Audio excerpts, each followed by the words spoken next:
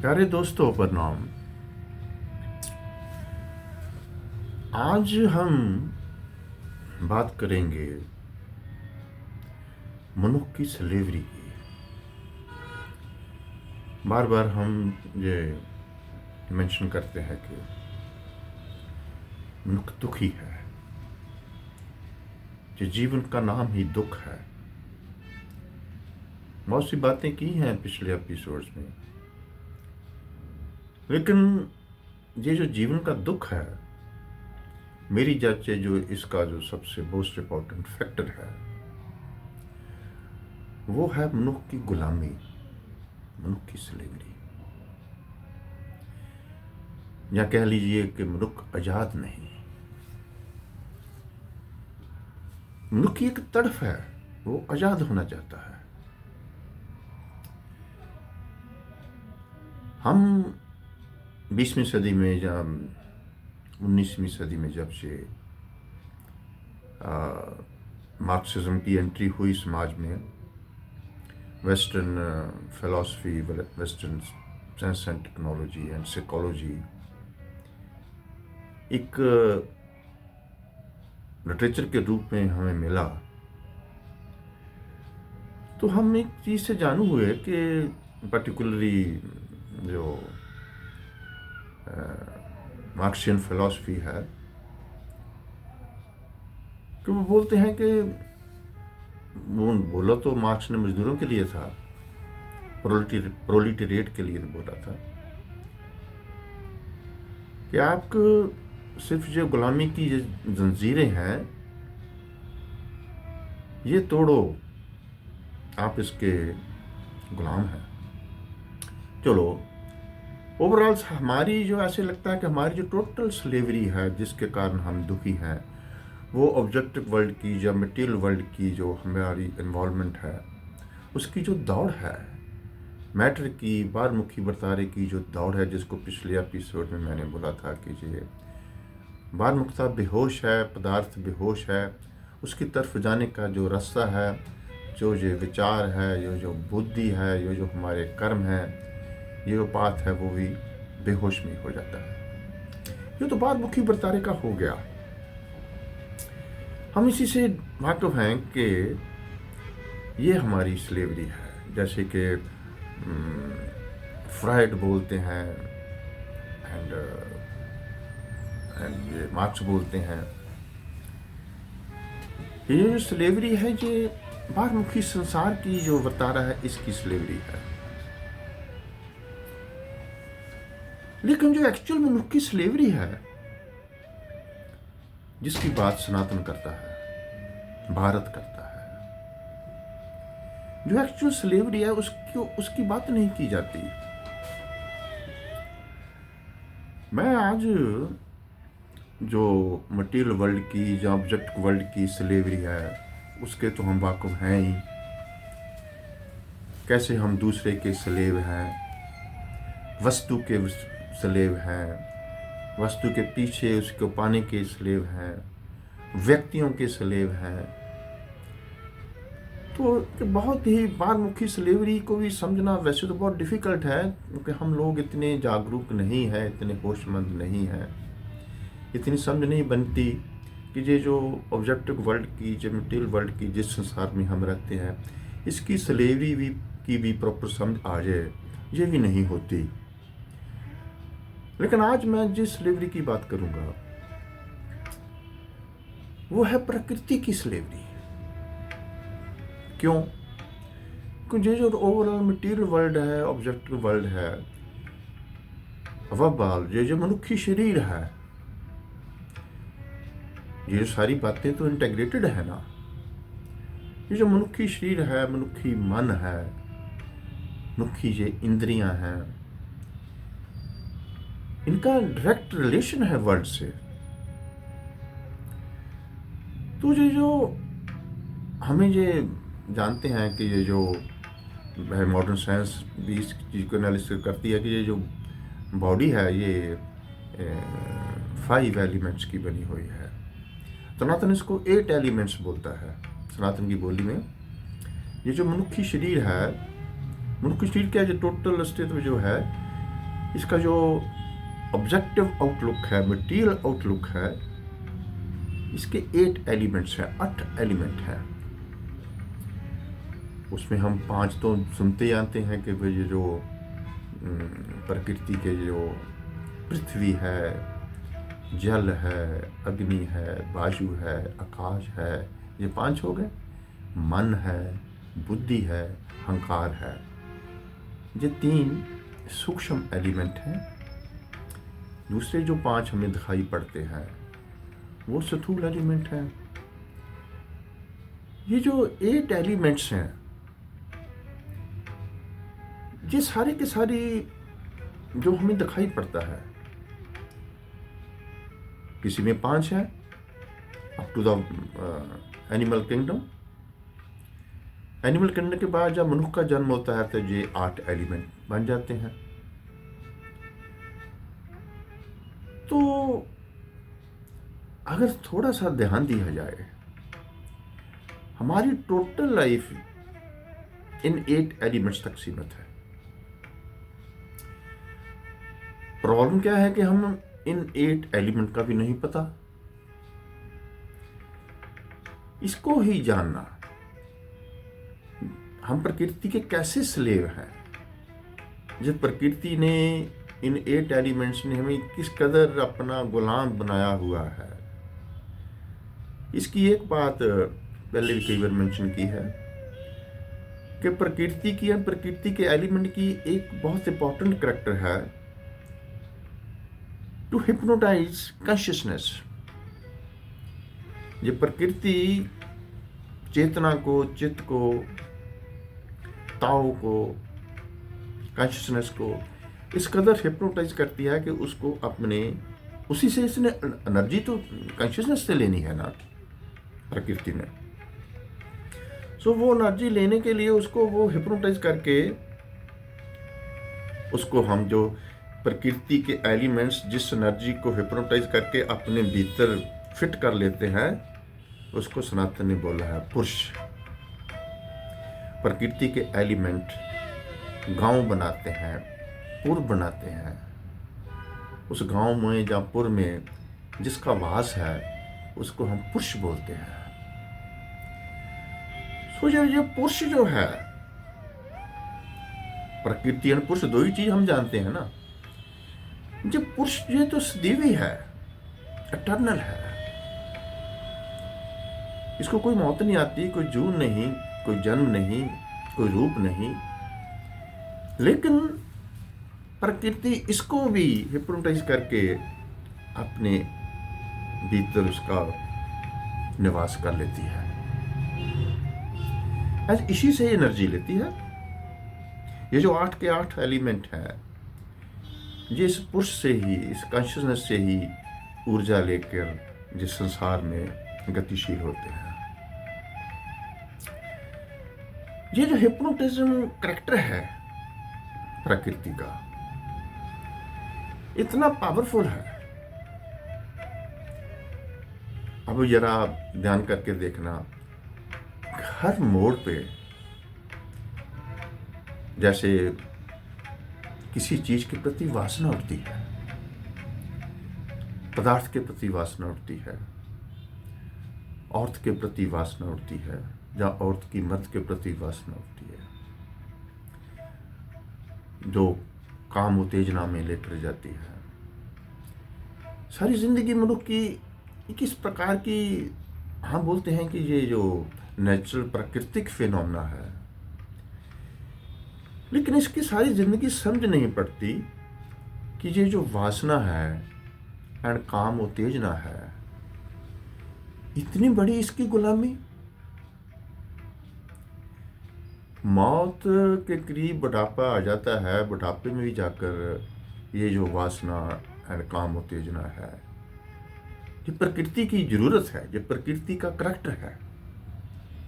ये प्रकृति के जो 8 मैंने एलिमेंट्स लिए हैं, ये उनसे निकला हुआ एक तत्व है। ये वासना, विचार एंड काम, इतनी गहरी गुलामी है।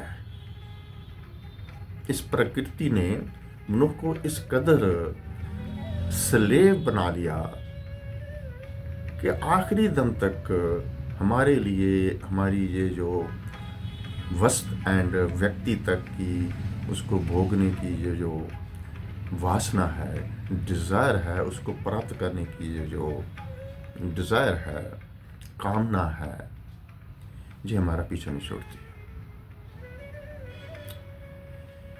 It's a very unique phenomena. कभी आप ध्यान से सोचना कि जिस चीज को चाहा था वो मिल गई, अब वो मिलकर हमारे इस जीवन के दुख का कारण बन गई। अब हम उसको छोड़ तो सकते नहीं, क्योंकि संसार के अपने एक रीति रिवाज है। उतने रीति रिवाजों ने, इस कल्चर ने इस कदर हमें हिप्नोटाइज किया हुआ है, मोल्ड किया हुआ है, कंडीशन किया हुआ है कि हम इस स्लेवरी से बाहर निकल ही नहीं पाते। एंड इसी में ही हम, अच्छा दोस्तों, मैं एज ए डॉक्टर आपके साथ साझी करना चाहता हूँ, ये जो शरीर के रोग हैं, माना कि ठीक एक्सीडेंट हो गया, या कुछ इन्फेक्शंस हो गई, ट्यूबरकुलोसिस हो गई, या कोई बैक्टीरियल इन्फेक्शन बाहर से आ गई, वो तो चलो माना रोग है। लेकिन जो जो हमारे डे टू डे लाइफ के जो जितने भी हमारे शारीरिक रोग हैं, उनकी बुनियाद ये मन है। जो कुछ भी हमारा, जिस प्रकार की हमारे मन की चिंता है, जिस प्रकार हमारे मन जिस कदर एंगुश में जाता है, ब्रूडिंग करता है, रिपीटेडली देखता है कि ये क्या हो रहा है, गलत हो रहा है, ऐसे हो गया, घर नहीं बना, प्रॉपर्टी में आमदन कम है, ये भी बनाना है, औलाद को पढ़ाना है, औलाद आगे जाकर ठीक ना निकले तो एक और रोग लग जाता है। ये जो सारे के सारे मन की स्थिति है, मनोअवस्था है। ये शारीरिक रोग जो हमें आम मिलते हैं, कई मोस्ट कॉमन जो रोग हैं वो ये एक ब्लड प्रेशर है, बढ़ जाता है ब्लड प्रेशर, शुगर बढ़ गई, पेट ठीक नहीं रहता, गैस्ट्राइटिस हुआ रहता है, बांध के और हार्ट अटैक हो गया, नर्वस अटैक हो गया, नर्वस सिस्टम का पैरालिसिस हो गया। जितने भी ये हमारे शारीरिक रोग हैं, जो बेसिकली इनकी बुनियाद जो है वो तो माइंड है। माइंड के इस सारे के सारे विचारों की, सारे के सारे जो हम प्राप्त करना चाहते हैं, उसकी मैनिफेस्टेशन जो फिजिकल जो शरीर पे होती है। तो हम जो डॉक्टर हैं एलोपैथी वाले खास तौर पे, वह हम इनको थोड़ी सी राहत देने की काम करते हैं। राहत है, इनको ठीक नहीं कर सकते। क्यों? कि बीमारी तो नीचे है, मन की है, बुद्धि की है, विचार की है, भाव की है, इमोशंस की है, संवेदनशीलता की है। बीमारी तो कहीं और पड़ी है। मेरे एक दोस्त हैं, वो कई बार जब मैं मरीज देखता हूँ तो मेरे सामने मेरी कुर्सी पर बैठे देखते रहते हैं। तो मेरा एक स्वभाव है को मरीजों को मैं आम बोल देता हूँ, मन खुश नहीं। तो वो मेरे दोस्त मेरा मजाक उड़ाया करते हैं, क्यों डॉक्टर साहब कैसे है, मन खुश नहीं आज लग रहा। तो ये जो एक मन खुश नहीं, ये मनुष्य शरीर की बीमारियों का यही आधार है। डिस्कशन लंबी हो जाएगी, मैं इसको थोड़ा सा छोटा करने के लिए, संक्षेप रूप में पेश करने के लिए आपको बताना चाहता हूँ कि मेरे दोस्तों, एक्चुअली हम ये जो 8 एलिमेंट्स हैं प्रकृति के, जिससे हम ये हमारा जो पुतला बना है, हमारा जो माइंड, हमारी जो बुद्धि, हमारे जो भाव, हृदय, सब कुछ बना है, उसी से कर्म निकलता है। ये सारे का सारा दारोमदार प्रकृति के उन 8 एलिमेंट्स पे है। एंड प्रकृति का मोस्ट इंपॉर्टेंट कैरेक्टर है हिप्नोटाइज करना, बेहोश करना। नतीजा क्या है कि सारा जीवन हम बेहोश रहते हैं। क्या सनातन ने खूबसूरत डायग्नोसिस किया, कह रहे भाई आपकी बीमारी तो आपकी बेहोशी है। तो कोई भी हमने किसी भी चीज को अगर हमने भोगना है, एंजॉय करना है, तो बेहोशी चाहिए, उसमें एंटर करने के लिए बेहोशी चाहिए। सो प्रकृति के एलिमेंट्स बेहोश करते हैं एंड हम उसमें इंडल्ज करते हैं। फिर ट्रीटमेंट यही हमारे दुख का, हमारे फिजिकल रोग का, हमारे मानसिक रोग का, हमारी हर प्रकार की डिस्ट्रक्शन का जो बेस बन जाता है। तो क्या किया जाए, बार बार मैं इस पे आ जाता हूँ। तो सनातन ने एक सब डिजीज़ों का जो ट्रीटमेंट दिया है वो दिया है होश, कि प्रकृति की दी हुई बेहोशी को अगर हम समझ जाएं एंड प्रकृति के एट एलिमेंट के पार जाने की हमें विधि मिल जाए, तो जीवन जीने की जांच मिल जाएगी।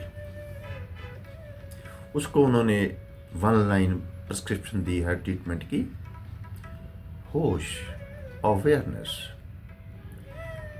विटनेस बन जाना, साक्षी बन जाना, दृष्टा बन जाना एंड इकल्ले इकल्ले प्रकृति के एलिमेंट को देखना।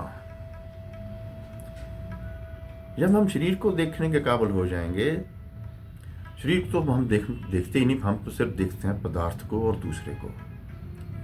दूसरे तक हम इतने सीमित हैं, इतनी एक्चुअली हमारी गुलामी की बुनियाद ही दूसरा बन जाता है। दूसरे के बगैर तो हम जी ही नहीं सकते। नो डाउट एक प्रोसेस है इस संसार का।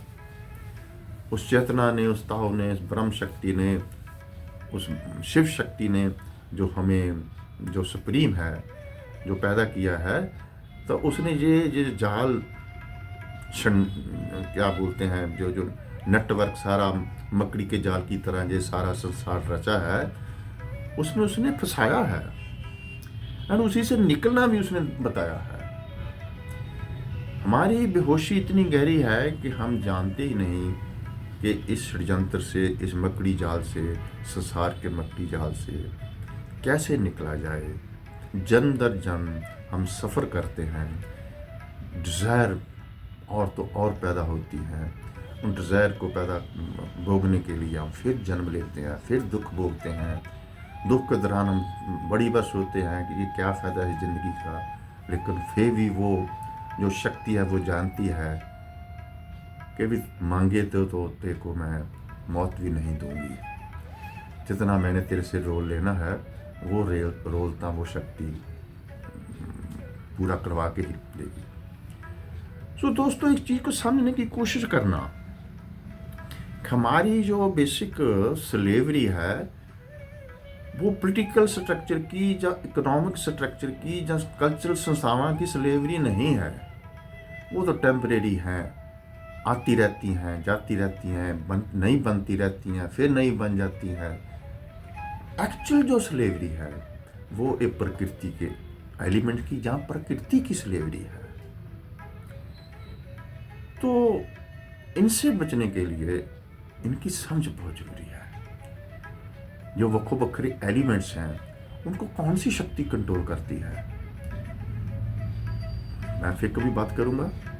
ये जो हमारे भारत में वक्रो बखरे शक्तियों की पूजा होती है, शनि की पूजा होती है, बृहस्पति की पूजा होती है, मंगल की पूजा होती है, चंद्रमा की पूजा होती है, सूर्य की पूजा होती है, शुक्र की पूजा होती है। जो वक्रो बखरे जितने भी हमारे ये जो प्रकृति के बनाए हुए जो हमारे जो प्लैनेट्स हैं, जो एलिमेंट्स हैं, उनको हम देव लोग कहते हैं, उनकी हम पूजा करते हैं। क्यों करते हैं हम ये पूजा? हम इसलिए नहीं करते कि हमें ये पदार्थ की बेहतरी के लिए कुछ दे दे। मंदिरों में हम पूजा करते हैं क्यों? कि पहला चैप्टर जो है, जाकर इनकी पूजा करेंगे, धीरे धीरे समझ बनेगी, होश बनेगी, बेहोशी टूटेगी, तो इससे छुटकारा भी मिल जाएगा। इसको मैं फिर एक बार लूँगा, लेकिन इंद्रियों से तो हम समझ आ जाएगी, लेकिन ये जो मन बुद्धि अहंकार है, ये सूक्ष्म एलिमेंट्स हैं। लास्ट जो है सबसे आखिरी, जो जहाँ से हमें छुटकारा नहीं मिलता, लास्ट पर भी हमें जो पकड़ लेता है, आज लास्ट 8th एलिमेंट जो है, जो हाईली सटल एलिमेंट है, सूक्ष्म एलिमेंट है, वो है अहंकार। वो फिर इस प्रकृति के गेड़े में ले आता है। मैं तो इसके आगे भी चलूँगा, अगर हम इसकी समझ आ जाए, होश होने की समझ आ जाए। देखो, बेहोशी कितने साल हो गए मेरे को इस यात्रा का पंथी बने हुए, इस होश की यात्रा का पंथी बने हुए। एटलीस्ट ज़्यादा नहीं था 35 साल तो हो गए होंगे। जो सब मेरे को पहली बार पता चला कि ये ब्रह्मा है, ये विष्णु है, ये महेश है। बहुत लंबे अरसे तक मैं महेश को ही भगवान शिव समझता रहा। विज्ञान भैरव तंत्र की सतगुरु ने जब ज्ञान दिया, उस वक्त चलो समझ आया कि ये शिव एंड शक्ति, ये दो का एक, इनका भी दो का डुअलिज्म है।